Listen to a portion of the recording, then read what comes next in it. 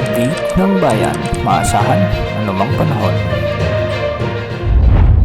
Magandang araw po sa ating lahat. Narito ang update sa lagay ng ating panahon ngayong araw ng Linggo, October 13, 2024. Sa kasalukuyan ay umiiral pa rin ang shear line sa bahagi ng Batanes at Babuyan Islands. Kaya ang mga lugar na ito ay makakaranas ng maulap na papawirin na may mga kalat-kalat na pagulan at pagkidlat pagkulog. Samantala, easterlies naman ang siyang nakakaapekto sa silangang bahagi ng ating bansa.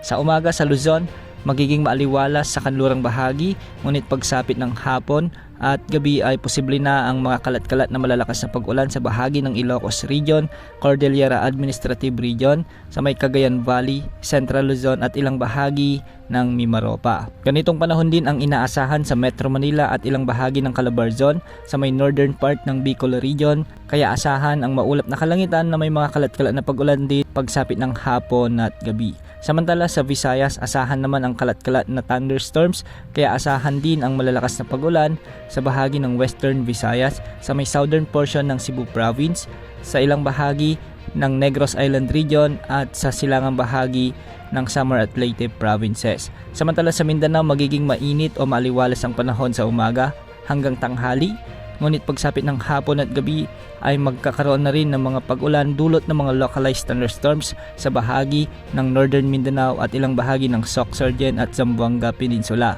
May mga kalat-kalat na pag-ulan na rin pagsapit ng hapon at gabi sa ilang bahagi ng Davao Region, Caraga at Bangsamoro Region.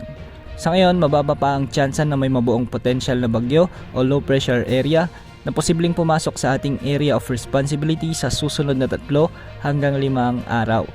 Wala ring nakatas na gale warning sa anumang bahagi ng ating karagatan, kaya malaya ang ating mga kababayang mangingisda na pumalaot sa anumang bahagi ng ating karagatan. Yan ang update sa lagay ng ating panahon. Ito po ang weather update ng bayan, maaasahan anumang panahon.